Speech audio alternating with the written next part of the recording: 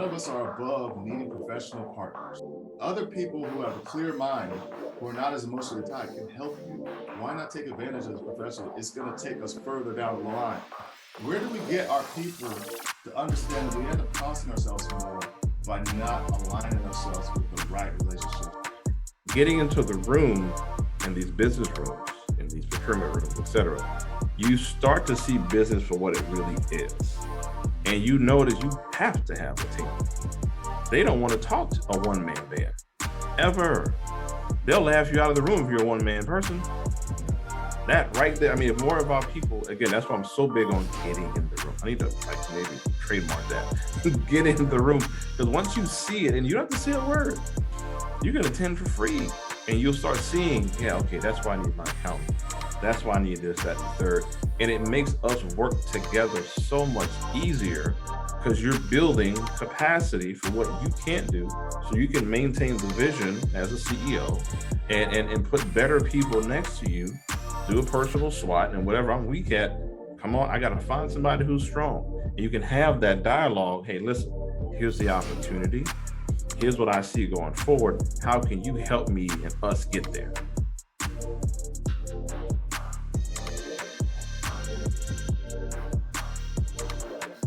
Hey, it's up at Space and Equity. We're all about increasing assets and creating new space. Real bankers for real people. Here with Coach Gene Austin of Louisiana / Houston, Texas. Bank ready. Coach, and it's a pleasure to have you on the show. I'm looking forward to all the gems you're going to drop beforehand, afterhand, and your audience. You've got a proven concept, 17 plus years in the space. So how about you tell the audience a little bit about how you got started and why public-private partnership is so valuable?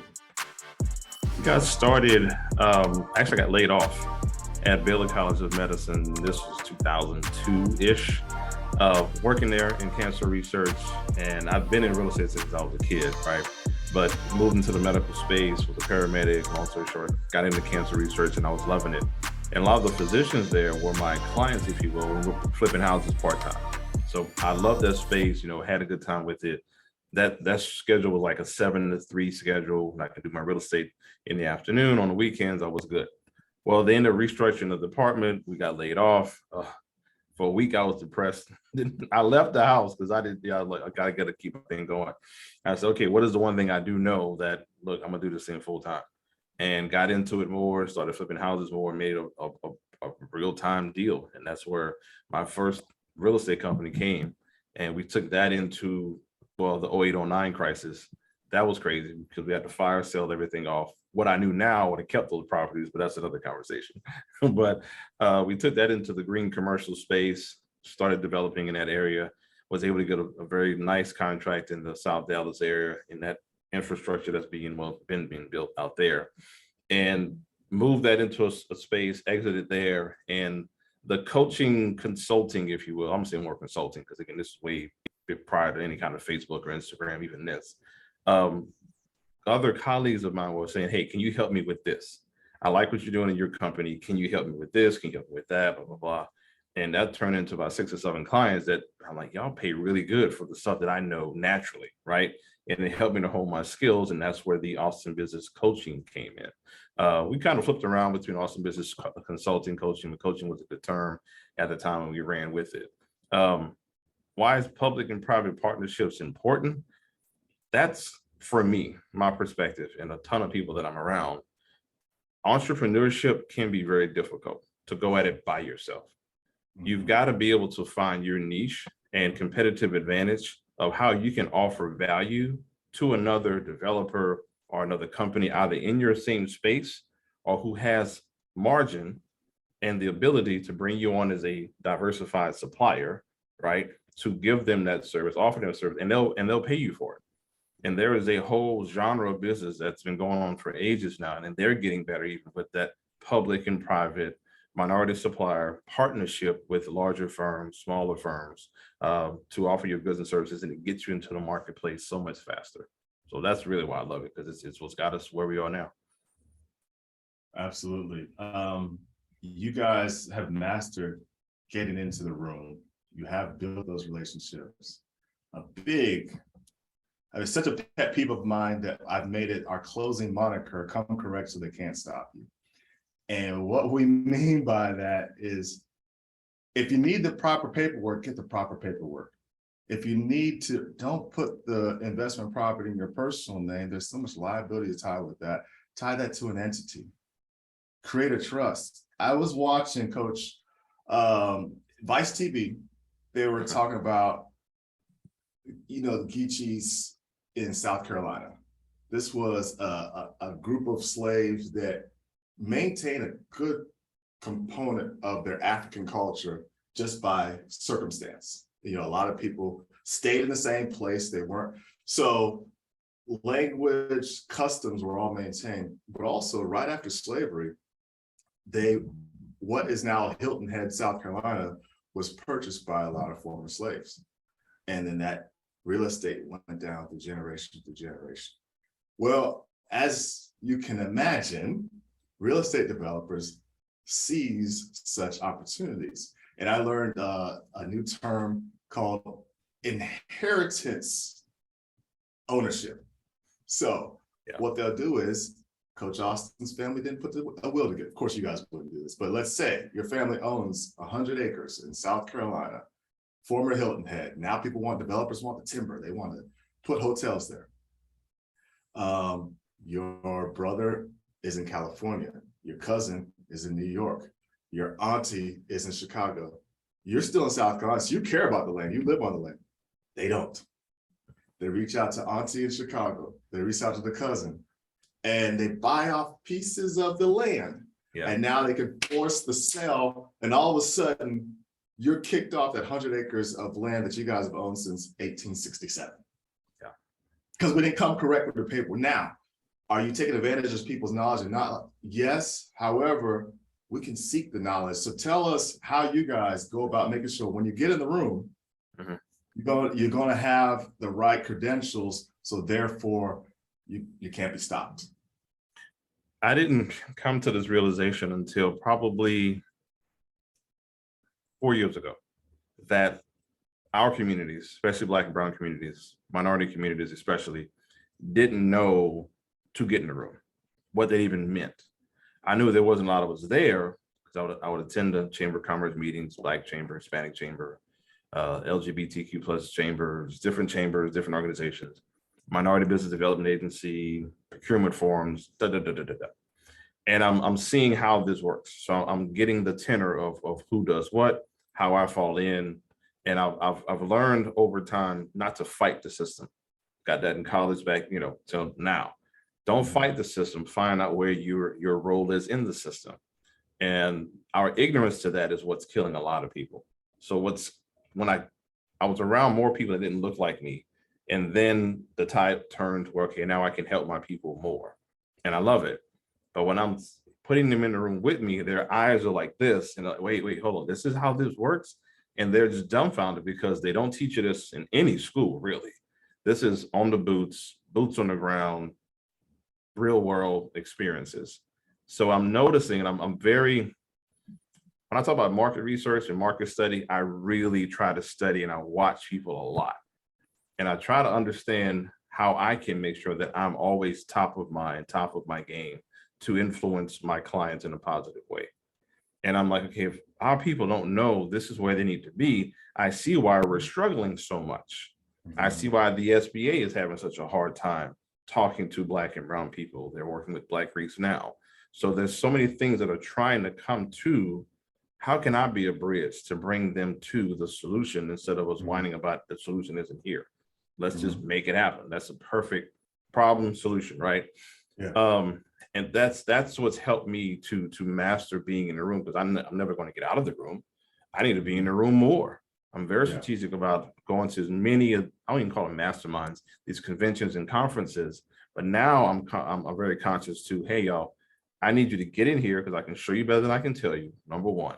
And then once you've seen it, then I can backdoor in, okay, this is why I say you need to have your plan, your strategy, your credentials to position yourself for this win.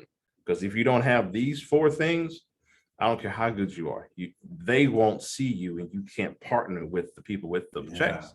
Yeah, Yeah. that's the key. Yeah. That's the key. How Man. do we, to that end, so you got to your clients now get that, because when people go see Coach Austin bank ready, they know that they got to fill out them forms. There's some real ass forms for good reason. You sound like a testimony walking there, sir. Oh man, you got to fill out. So the thing is, and I'm coming from the professional space. I'm coming from 14 years where I was asking for those forms, for those documents. We knew before we even came to bank ready, we already had a business plan because we knew we needed it. We're going to investors and they want to see your deck. They want to see your market analysis. They want to see that stuff. So somebody who's like, all right, I'm a physician. I want to put together a freestanding ER clinic. And they look at your list and they're like, oh, it's intimidating. It is. It is. It's intimidating. How do we get them get past the intimidation and let's work around how to get this to the level you need to be? We added it as a service because I want to make sure that we have a customized approach A to Z, no matter what. I don't want it to be template based and so super automated to where you kind of get you in, get you out. And I'm noticing a lot of my professionals just didn't have time. And I'm like, God, I was irritated at one point. I almost cut the service off. Almost, you know what, I'm done. I can't do it. It's like, okay, what's really going on? Why can't they? So I just did a survey. All right, what's the hardest thing about this? And everybody came back with pretty much, I don't have time. One is daunting and they have to take their mind off of their daily activity of physician. They can't go from patient mindset to doing their charting afterwards, family, home. They just can't sit down and do that. I'm asking them to, but they can't. And they realistically can't. And I really started noticing when I started doing site visits. I'll go see my clients. I'll go out there and see them, travel if I can. And I was, you know what? I got staff. And I said, what would you pay if I did it for you? If I sat with you and I could dictate your answers, give me 30 minutes. Oh, I do that because I took the heavy lifting off of them. So now we have staff that you can book a consultation for just that. We have a client. Yeah, we got a client that's doing it Thursday. She's going to get on with Daria, and Daria's, she can type, dictate like crazy because they're good at that. Her and Kendra are great at that. So they'll book a 30-minute call and happily pay for it and get the answers out the way. We can text them.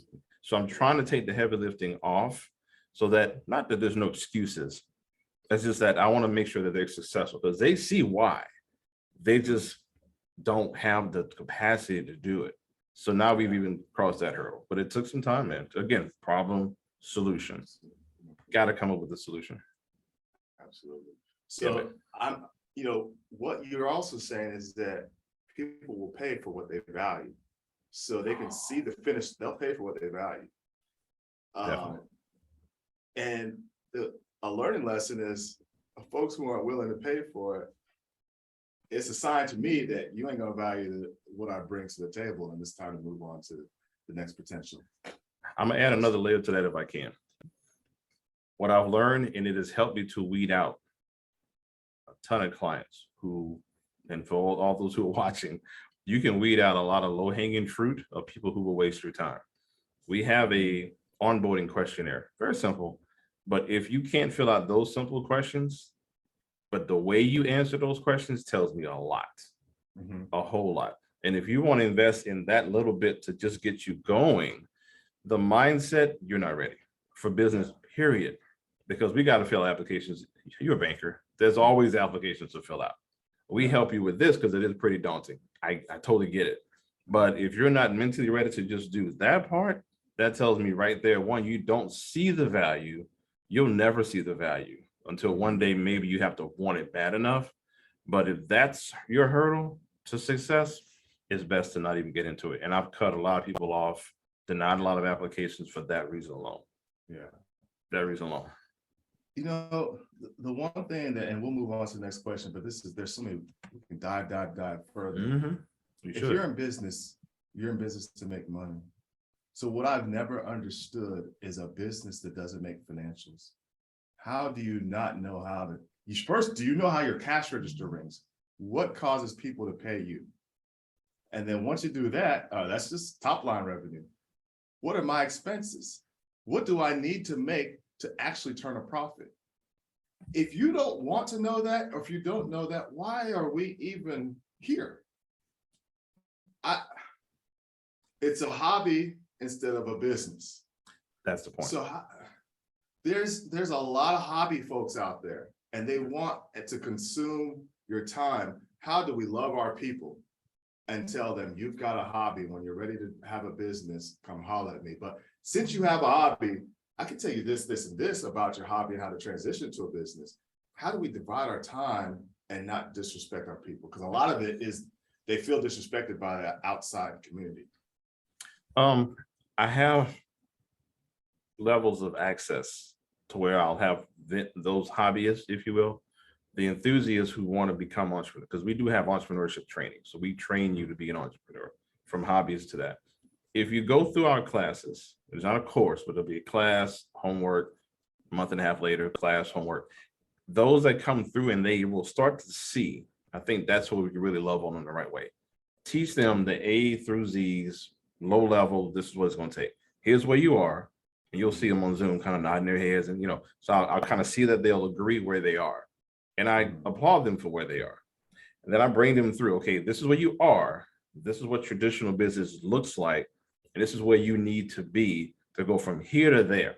Let me take you there. Let's go on a journey, right? We'll have music on and stuff. So they don't really know that I'm pulling them along the ride.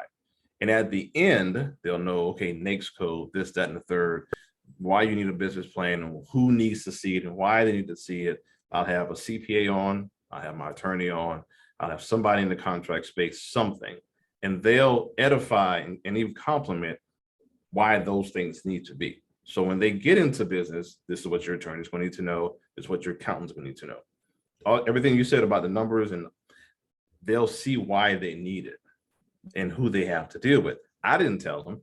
The professional that I'm referring them to, you need these people in your life. Mm-hmm. And then they're like, okay, they got to make a decision that I'm not a part of. After the class is over, we'll have some homework and other things going on. And then we'll do another class later on.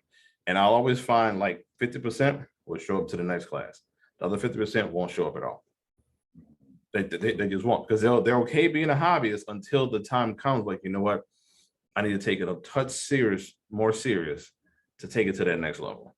That for us is like our secret sauce. And those that go from class to smaller client, meaning like the entry level client, and we can grow them over time. That's a good evergreen model that we use. Probably first time I even explained that on the podcast before. But that's how we can take someone from beginner and slowly bring them into a space where they can ultimately get a contract with the company one day.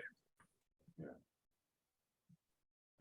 that's important. And I think that allowing people to educate themselves and be honest with themselves, that 50% that drop off, they realize, oh, I ain't ready for this yet. Yeah. And it's not that I don't like it. It's just, we're doing something different right now. You didn't want to do these workouts. You thought we were just coming to the gym and we're going to stretch a little bit. And then coach said, we got repeat 400. You said, what? Yeah. And you I bow out. But those who are like, I want to be an Olympic champion in this space. So coach, let's do it. Yeah. Yeah. And that's where the coach name came from years ago. NFL player was a client of mine in the business space. And I was teaching his kid 7-on-7. And he said, you should just be coached 24/7, because the way you operate reminds me of a football coach of his. And it was a compliment, because I mean, anytime a NFL player especially will like to call you coach, there's a reason they call you that. So I was really, blessed, and that's where the name came from. So that whole game plan and how to get people to operate at a higher level, using that psychology to my favor and their benefit as well. Yeah. Mm-hmm. So thank God for that. Yeah, and guess what? Them NFL players, they can read people, because these are top level athletes who have been sought out to be taken advantage of for a long time. So by the time you see them at 29 years old and they're retired from a 7-year career, they know a lot about human relations, way more than you think they know. So for them to give you that compliment is a true testimony, because they've already been burned by people robbing them. Oh gosh, yeah. And it's funny because that was one of the underlying things that he said. He said, you're about as real as they get. And he said, I hate you sometimes because I know you're not BSing me, and I know you're telling me things that I don't want to do, but it makes me better, and it has made me better. So I appreciate you just being authentic with me, and he said that so many people in our lives haven't been. You come to me because of this. He had to ask me to come even coach. So most people are trying to knock down my door because I play for so and so and so and so, and you weren't even tripping on that. So that's a whole authentic podcast we need to have about being authentic in this space. So sure. Absolutely. Yeah, man. Absolutely. So 2022, we're in the Biden administration. We are, if you would think about era, I think we're in a confused time where like this is still an offshoot of the Trump era or Trumpism. But that was in a repudiation of the Obama era. And we got to Trump because of Obama, but let's take it to the financial scope. So Bill Clinton comes into office like 1992, maybe 93 is when he's inaugurated. And he is a very moderate, kind of middle of the road, slightly right Democrat from a fiscal perspective. To get the black vote, play a few saxophone, and that's all we need, and it gets our vote. Yeah. But part of the black, post civil rights, you have, and I'm jumping around, but I'm taking it there. I know you can get there. Mm-hmm. Post civil rights, you have a group of politicians that are like, hey, freedom now is economic freedom. So they're using their public space, whether that's Harold Washington, whether that's Marion Barry in Washington, D.C., Andrew Young in Atlanta. They're using their public space to make sure that they provide economic opportunities to the Black community. Don Peebles is a billionaire because of Marion Barry in Washington, D.C., giving him opportunities when he was in the early 20s. That being said, when you get to the Clinton administration, one would argue, the right would argue, that Bill Clinton forced banks, or Bill Clinton, part of people lobbying him, forced banks to give bad loans, mortgage loans, to Black and brown people, starting the financial crisis, because they wanted expansion. As you know, banks are not going to buy more banks, expand their territory without maintaining CRA guidelines, community reinvestment. Low to middle, moderate income areas have to have presence by the bank, and they have standards to that. So you forced us to give these poor people with bad credit mortgages. So then we just said, since we have to do it, we'll make some fake securities, patch them together. Who cares if they're good or bad loans? And yeah, so in 2006, when I was a young banker, I could literally go find a rental house the same day, finance that rental house, and I did. I took good care. I learned the hard way not to pull out too much equity, but it also, I'm in the position I'm in today because I was able to buy real estate that flexibly. All right. So then you have the financial crisis, boom, and they say that it was the fault of those poor people, those Black and brown people. But we got there because of generation before, redlining. We come back from World War II, and we can't even use the VA loan that we earned as a result of our participation in the war. Tell me, how do you go back, how do you coach your people to recognize the times they're in and how that was impacted by the generation before, the decade before? Where do you see us going next as a result of what happened in the decade before?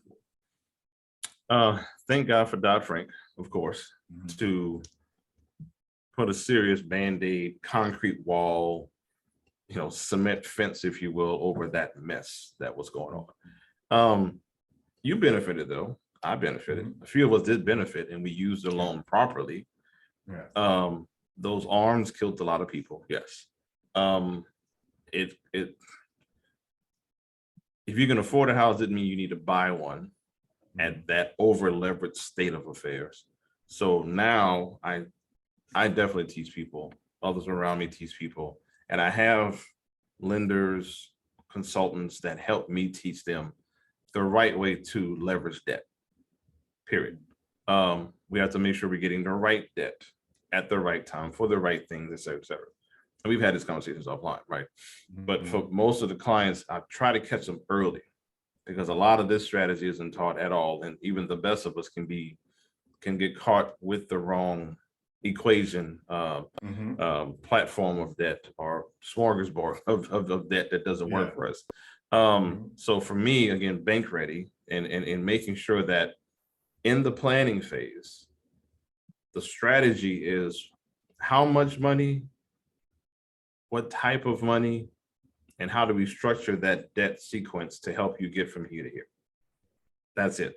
I'm real big on, I don't do the business credit and all this stuff. Yeah, I've talked about it. There's guys that do really good with Yeah. that. But taking even that into consideration, what type of leverage do we need to take us from here to there so that we're hitting break even? Fixed costs are good, variable costs are managed, effective tax rate is cool. We understand cash burn, which is something I think we never talk enough about in the general public. That little equation of cash burn and break even and just making sure that debt sequence is fine. I focus heavy hard on that. Mhm. Heavy hard on that so that we understand what has happened to us before. The redlining, I'm noticing now these banks and even some institutions who built these freeways over our communities, they're starting to have community efforts and taking some of this bank money that's been sitting for years and now they're Yeah. bringing it back. Oh, let's help you now. Let's not get in our feelings though. I'm like, okay, where is the money? Yes. There's a bank. I'm gonna try to find the paperwork for it. I talked about the bank earlier today, and I need to pull it off of my phone in a minute. They're a Black-owned bank owned by a sister in Atlanta. They are moving to Houston, as a matter of fact. And Are they expanded to Houston or they're just moving operations? expanding Citizens Trust Okay. Bank, Black-owned in Atlanta, moving to Houston.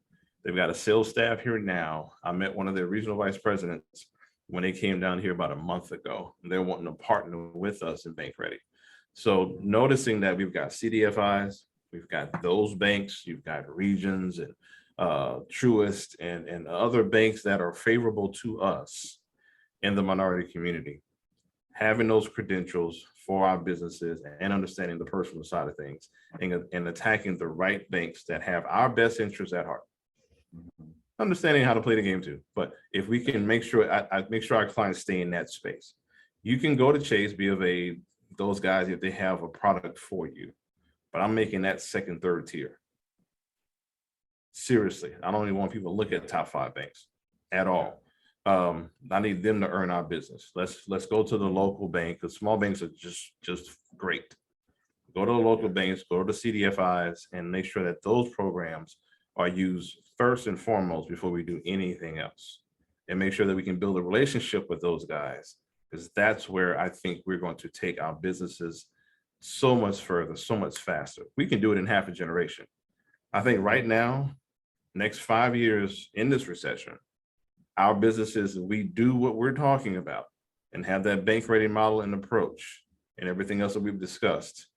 Learning from the past, yes, but go where you need it, where you want it, and understand you have way more control and people can't get away with things as much as they used to. They still are, they still will, but not as much. If we learn and we attack things much more strategically and really play chess with this thing, yeah, I think we'll be way far ahead because you can't blow up all these Black Wall Streets. They're still trying and they're doing it now. There's a warehouse in, I want to say in Louisiana that got burned down, Black owned, but insurance, all the things that we're learning, let's put that into play to protect ourselves. Absolutely. Yeah, man. Yeah, I like what you said. Don't go to these big banks necessarily, not because they're bad, but they're big banks, and for them to turn a profit, they got to deal with big business. So they're not thinking about your $300,000 mortgage. And if they're not thinking about your $300,000 mortgage, they're not going to put the effort that is needed. I use us as example. Like we got our financing through First Capital Bank of Texas, about $2 billion outfit out of Midland, Odessa. So you wouldn't think, but I have a great relationship with the market president. There's 2 market presidents there, Gary Greer, Taylor, and then my business relationship manager is a guy named Bryson. So Bryson is 6 years in the banking, but really 2 years into a relationship manager role. Okay. So if I'll give you an example, if Taylor was my banker, because of Taylor's goals, he would it would probably be less of a priority just be honest. Like he couldn't spend a lot of time with me to maintain his goals, but Bryson can. So if you look at our portfolio, we've got 3 rental properties with them.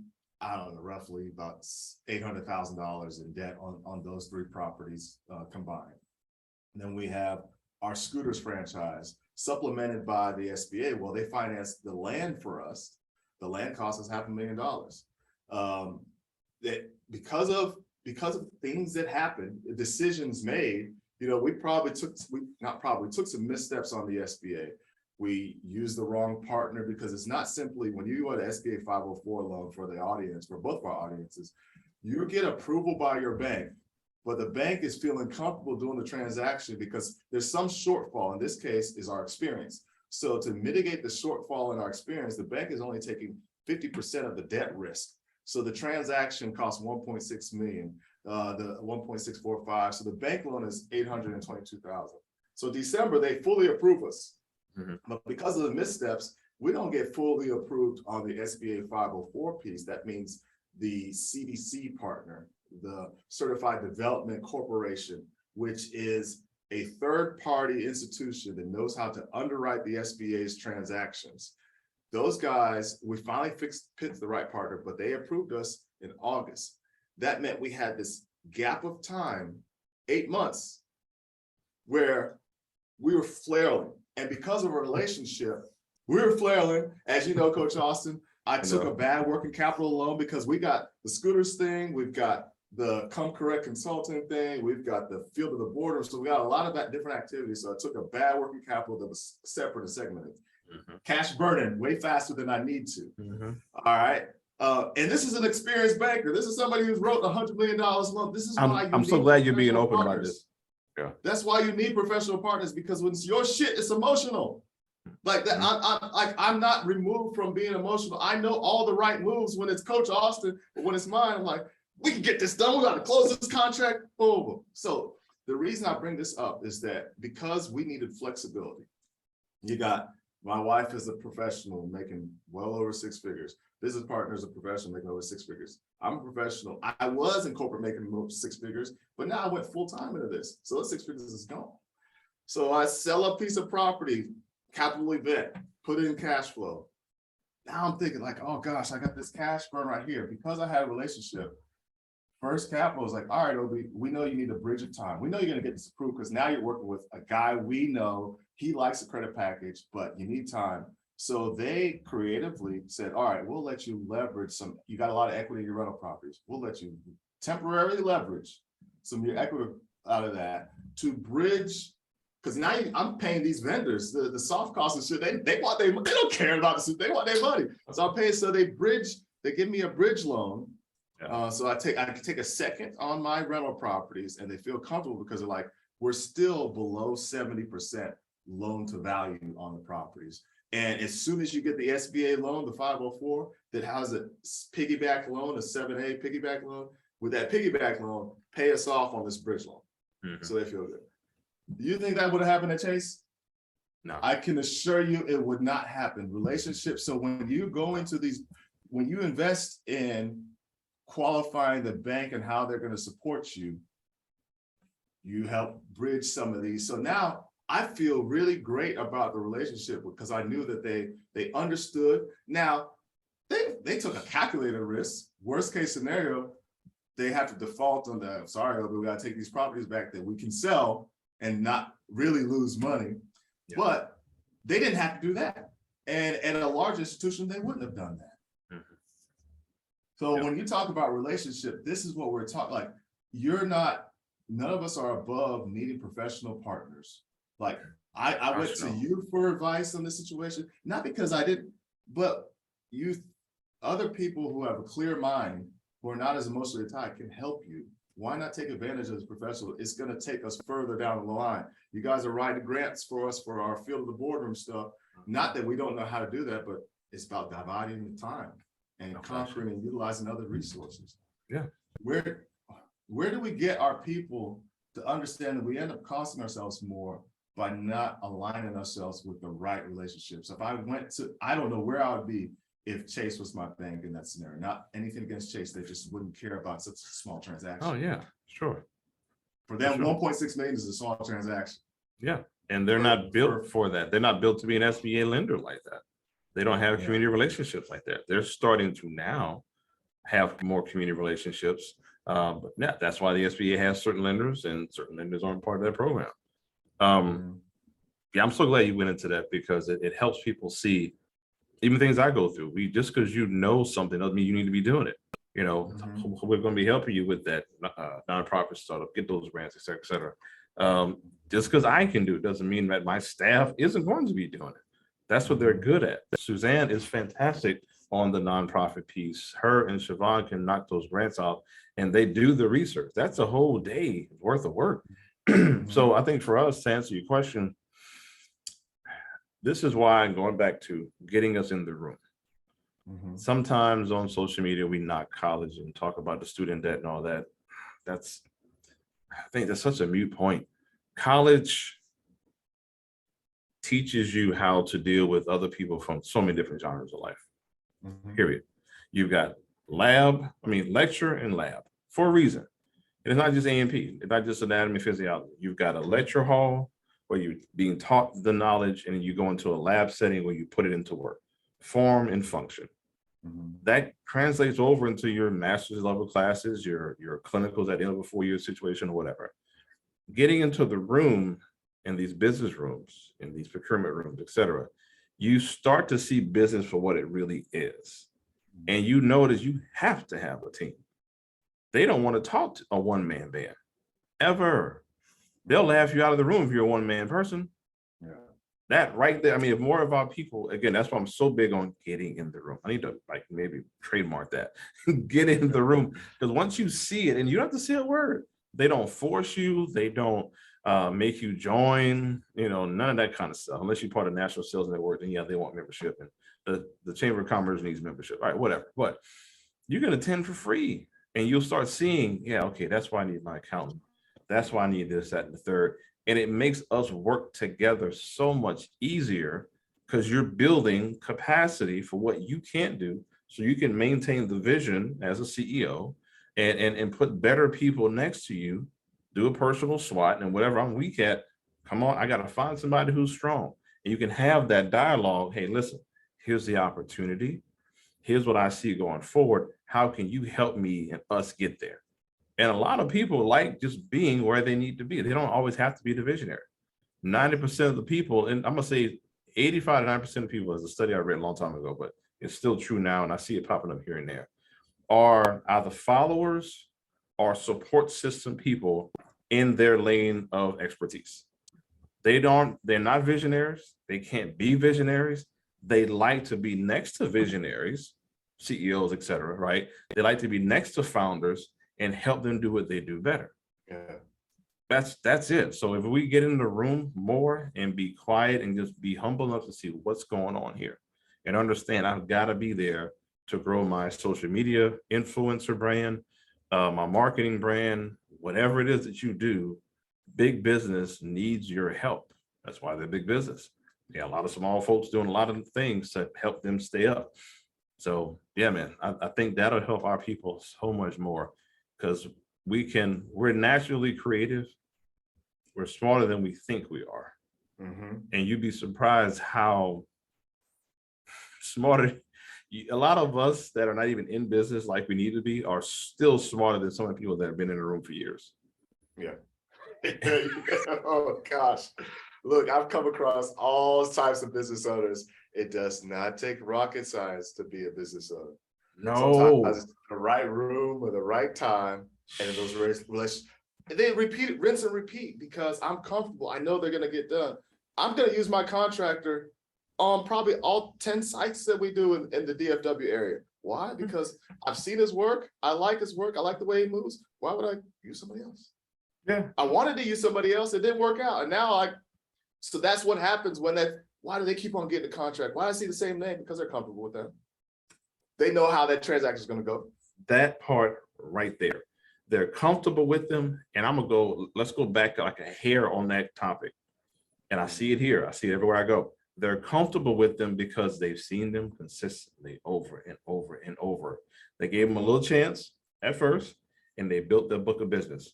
There's a contract, I can't remember the guy's name. He's a Hispanic gentleman. He's been in the contracting space for about 7 years. He started out as a sub to a sub to a sub with Big O Vaughn Construction here in Houston. And he worked himself up. He built his team out. At a certain point, he detached. He got a nice contract. Now he's on the panel with the other big boys. Just consistently showing up. And if we can consistently show up to those rooms the same way we do these masterminds that I see going on, which is really a waste of freaking time. Oh my God, I hate those. And it's the same people at the same masterminds. And what y'all doing? What y'all building? I see a lot of capping and the same stuff. It's like, I hope somebody sees this too. It's the same people. Like, y'all, there's more going on than just your little mastermind. I mean, it's great, and I've attended a couple of them. Yeah. It's good to network, but then how do you take that and take it offline to somewhere else? Like, you people have had a mastermind a year and a half ago, and there's the same mastermind, the same people a year and a half later. You should be like 5 times larger. Now, some people have. I'm gonna give a shout out to TJ Tajani here in Houston, frat brother of mine. His last event, man, it was diverse. It had a lot of people there, and he put it on. And he's building a boutique hotel here in Houston. Man, that event was nice. But you saw his maturation and growth. He's at multiple other masterminds, and he brought that to Houston. I was like, bro, look, congratulations to you, because that's how it's supposed to be. But he's in other spaces, and he even calls me sometimes when we call other people, hey, how can we make this bigger? How can we do better? How can we bring other people in to grow this thing? Just like what you're doing. Yeah, man, it's interesting. Let me not go down that rabbit hole for too long. we ain't gonna do that. I want to, but no, we ain't gonna do that. Yeah. We got to keep it buttoned up a little bit, you know, bank ready, Yeah, exactly. In the public square, they talk about us as small business below $1 million, and then we talk about the billionaires. Jay-Z is a billionaire, Rihanna is a billionaire, Don Peoples is a billionaire. There's a lot of stuff. And tell me about the population, the critical mass of Black businesses that are in that 5 million to 35 million space. Why don't we highlight them, and how do we highlight them going forward? Why don't we?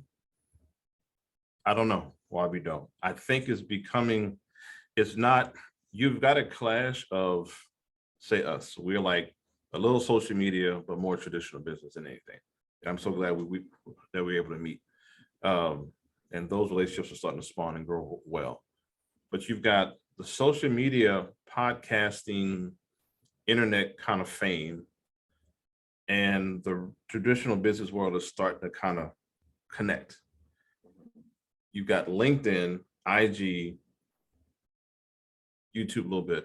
Let's just say IG and LinkedIn. I think they're redhead stepchilds to each other. But what you do on Instagram, you can't do on IG. I mean, on LinkedIn. Ain't happening. LinkedIn will blow your head out the water with the stuff that's talked about on Instagram. So what you're talking about is, why don't we take the LinkedIn people and glorify them more on IG? They won't, because the LinkedIn people will kill the Instagram people. There's Black people right now who are on hedge funds and are venture capital folks who are being hated on by Instagram folks who are in the same kind of realm. But if they really let them in the door, they would see, oh, he's here, I'm here. But your Instagram fame has you thinking you're bigger than you really are. And they're Hollywood, and it's like, it is what it is. That's why we don't see them as much. And that's another reason, again, why I want people to get into the room. Because once you get in the room and you'll see those guys. You'll see, really, some small businesses are up to 40 million, 50 million, depending on the NAICS code. So you see like 100 million, $500 million in contracts in the city of Houston alone is a norm. Getting a piece of that pie is freaking normal. So for me, I've gotten away from trying to glorify them in that space. And I'm trying to get more around people like yourself and others where we can glorify where we need to. And really, getting even you in some of these other spaces with me as well, you'll see them, have them on your podcast. And it's going to take one merge of so some people are IG, LinkedIn, and they've merged. Yeah. And I think we can find that happy medium, like your Deanna Greens and all, who already have their finger on the pulse and can blast that message out. And I think the great equalizer is getting our Black women more of a voice, backed by Black men to support them. Yeah. When they talk, everybody listens. So if they put somebody on, or they put us on to them, they can edify us better than anybody else can in the world. And that message will travel really, really fast. I think that's what we should do, because they're out there. I've been shouting, those are my clients. I shout to the bank like, all right, I can go fight for a lot of these white clients, the same clients. Or I could take on this niche. And I said, here's the numbers. The reason I'm probably going to start with the next institution I'm at as a vertical in what we do is that I just gave them the receipts. So those clients are there. They don't get highlighted in any space. And when I came to the social media, the IG side of things, the Clubhouse side of things, I thought I was talking to the LinkedIn people. I didn't know I was talking to a different audience. Ooh. So then I was like, oh, these are more hacks and people capping. Unfortunately, there's some good, like I met you through there. So there's some good stuff in there, but you gotta weed through so much. I couldn't do it anymore. I was like, why am I trying to get clout with like these? It's like I know what you mean. It's like I know what you mean.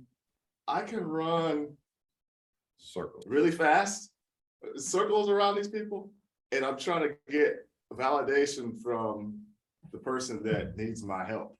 And I'm like, hold on, maybe not. Watch that one. Yeah. No, it's very true. But that's one person I was actually, to your point, trying to get in this person's circle strategically, because I thought it was where I needed to be. Kind of find out, I made this epiphany a week ago. I'm like, oh, heck no, I need to be over here, because this is the person, come to find out, that y'all are kind of low-key hating on. And I see why he's not in y'all's circle. And he's really good friends with a guy that I'm really close with. And he reintroduced me to his audience. I'm like, oh man, I need to be over here. I'm more comfortable. I don't need to try to get in, because one conversation and I'm good. So yeah, it's again, due diligence, it's market research, and it's giving people time. You give people 90 days out here and you really watch them and you test them just a little bit, it'll tell, is this a compliment? Is this a partner? Is this a colleague? Or is this somebody you need to get the heck away from? Yeah, it is what it is. Absolutely. Yeah, man. I love it. Man, we both believe heavily in networking. We understand getting in the room, that consistency that you talk about. You're doing a lot of things in Houston. We're partnering with the same people. You mentioned Deanna Green. So we came up with this field of the boardroom concepts about 1.5 years ago. We did it in February of 2021. And what it was, we were like, I remember having a conversation with a teammate of mine, very sharp brother. He's in the banking space, but he's in the currency exchange, plays a lot in the Japanese markets. So those are firms he works for. And he was an econ major, which was already a fight. They wanted us religion, sociology, because that's friends of the program type programs at Wake at the time. So him going to econ was like, but he did it, and he did it well. And I remember he said, my senior year, he was talking to a classmate, a white guy that was a non-athlete, and saying, man, we gotta start looking for jobs and stuff. Man, I'm not making the NFL, we start looking for jobs. And the white guy looks at him like, I've been interning with XYZ companies since I was a freshman. I'm already signed on. And so while we were at practice, because a lot of the econ classes happened in the evening, there was no such thing as going to intern. And I realized, I was like, we missed out on the internships because we were, we had some benefits playing college football and for free, as far as not having the student loan debt, but we missed out on those initial networks. And then we get into the corporate space, the entrepreneur space, and you realize a lot of the activities that you engaged in on the field translate. You know, there's competition, but then there's mutual supportiveness. You know, Mhm. there's I do for you, it takes care of the whole. Mhm. And so I said, why don't we build a space where we're all in these, because we're competitive, we've all found a lot of success. A lot of I'm proud of to say I got classmates doing XYZ, but we're not connected. So we said, hey, field of the boardroom, take that concept and the slave field to the boardroom as well. Think about that conceptually. So we've got an event, and the idea is just what we described. We're doing a tech series in Charlotte, North Carolina next February, which is President's Day weekend, Black History Month. Tell me, how do we make, instead of reinventing the wheel, Coach, how do we take the networks that you have in Houston, this concept and other people's concepts, and put it together, expand it, instead of you do this, I do that, and we're not growing together? We have to be purposeful and start planning it now to make sure I'm there, you're there, Deanna, Nicole. We have some folks that are part of the different chambers that are there. And we bring in, almost like we did with the cigar and cognac event. We were purposeful with who we wanted at that private event to have that high level conversation, to have those next level discussions. You have to be purposeful. Pretty much like what we're doing with Bank Ready. Let's get close to the SBA, Small Business Development Center. Let's get here, let's get there. Let's be a bridge to people that are like-minded, but maybe themselves didn't think about, let's get over to space equity. You have to be purposeful, extremely purposeful and very strategic about who you want in that room. And also see, more importantly, win-win. It'll win for me this way, but this is how I can articulate to you, this is how it'll win for you. That way there's no underlying competition or fear of me going to your event, quote unquote, that'll make you look good, but where's my win? Yeah. We're all competitive in business. It is what it is, right? But there's so many tech conferences and this conference, and I want to say NACA has an event in Atlanta for home ownership. There's so many things going on that we need to discuss and talk to each other about. Say, hey, it's beneficial for all of us to be here because of 1, 2, and 3. And here's your win-win, and here's what you can take away from, and then spawn that out. And then hopefully we can attend their events and then slowly start to build that up. I think if we do that, one, our Black Wall Streets get bombed less because we're talking to each other. I love what happened with COVID and Clubhouse and social media. It brought a lot of us together, that would never have been together before. Yeah. We got to be purposeful to make sure we keep growing those things. I think that'll be, and I think it's easy to do. I was surprised how well the private event that we threw off went. Yeah. I was happy to see you there, and others are like, wow, this really works. And I think our people want to be around each other more, especially those of us that are serious about business. It's like, okay, yeah, I'm showing up. Let's go. Because it's different. It's not the same old mastermind. People want something different and something that they're definitely hungry for that, for sure. Yeah. You need each other's energy. You need the synergy to grow. Like, it's great. Like you can grind by yourself and it's exhausting. But if you grind with other people that are like-minded, you're like, I don't see Bank Ready and Space and Equity Concurrent Consulting. There's parallels, but I don't see us as competition. I see us as complements to one another. Oh, and gosh, so long we've said, well, you do that too. We can't hang out. Yes, we can. Yeah, I mean, and honestly, when I think of what you do, when you told me what you did, how close you were, my first mindset was, let me make sure that my niche doesn't even cross his. And if it does, we're going to be serving 2 different clienteles anyway. Yeah. And shucks, we can't serve them all. So even if we did, I won't say butt heads, let's complement. I'm in Houston and you're in Dallas. There's too many people. And again, getting in the room shows you how big this thing really is. And how really I'm better off having you as a colleague, even though we do something similar. Yeah. We can still dovetail and help each other out. I'd rather give you some clients and vice versa. Man, it helps to grow your brand so much more. Yeah, absolutely. Gosh, yeah, man.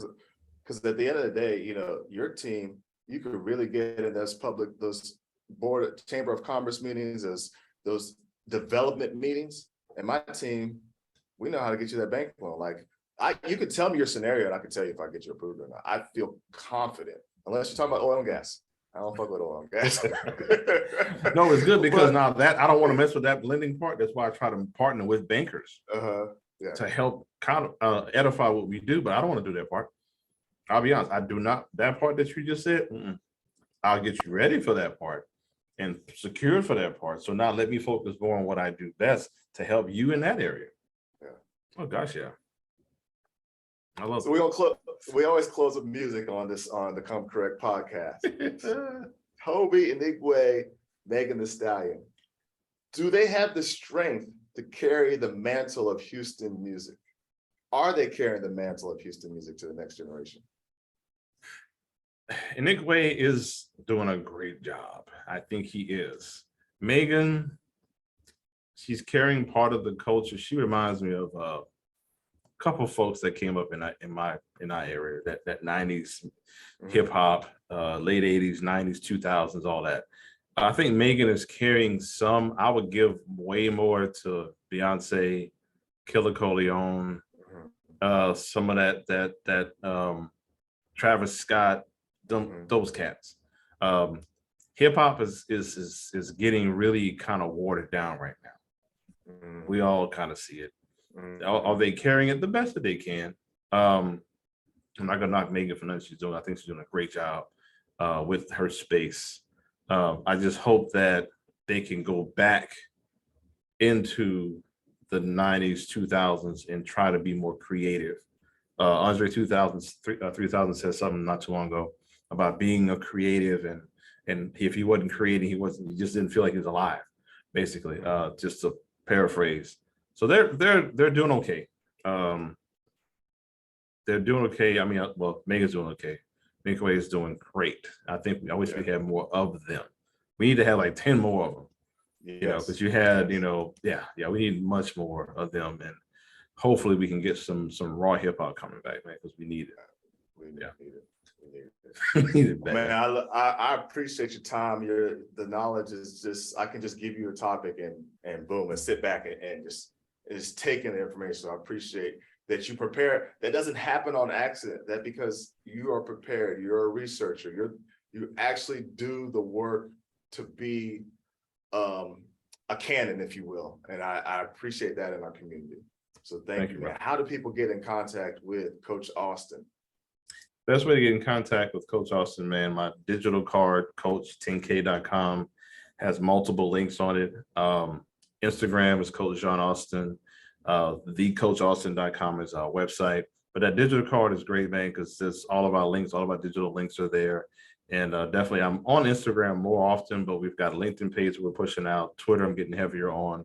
YouTube, I'll put this on there whenever it comes out. But that coach10k.com card is good, and the coachaustin.com website has a lot. We've got a forum there. We've got a lot of grants that we put out on the private side that you can just go and check out on their own. There's books that we've written on NFT and blockchain.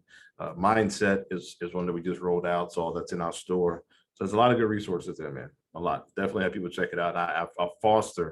I want people, before you try to say, hey, let me book with you, check out the content first. Mm-hmm. Be resourceful. That'll catch my eye if you're resourceful first, and I can see you asking me a question based on what you've read, not trying to hurry up. Because people ask questions like this on the site. And that's a turnoff for me, because I don't want to work with you if you can't find the simple things. We talked about it earlier, but yeah, I really appreciate this, man. And thanks for seeing the things in us, because I do like being a student of the game. I love to teach. And if I don't know it, then how can I be a good business strategist? I've got to be top of my game so we can remain, the top #1 business strategy firm in the US. So I appreciate it, man. Amen. Well, Hobie Chukwuma's Come Correct Consulting. If you can check out, that's a symbol for Field of the Boardroom. Check the link below. We got Field of the Boardroom 2, the technology series, Charlotte, North Carolina, February 17th through the 19th, 2023. Coach Austin's going to be there. He's going to bring some folks there. We've got a keynote speaker that is, Nigerians, we just don't know how to act. We got to have a law degree, a medical degree, a PhD, and he's got all that. Dr. Onyejakwe, who is I love y'all. He's a VP at 23andMe, has done everything, and he's not even 50 years old yet.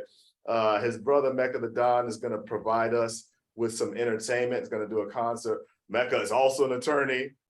He represents SWV, works with Eddie George, works with the Big Ten. Nigerians are just too much. We are some spectacular people in so many ways. Gosh, we're gonna have, if you got a shiny car, we're gonna have a shiny car. But we're gonna have Deanna Green out there speaking, Tosin Deotoya. Tosin and I went to Wake Forest together. She is huge in female tech in Nigeria, in the diaspora. She also works as a consultant for Delta. She's going to be a speaker. I've got my sister-in-law, Dr. Danielle Chikuma, not to be confused with my wife, Danielle Chikuma. She is a PhD in mathematics, works for an insurance firm, is going to talk about how tech impacts her work.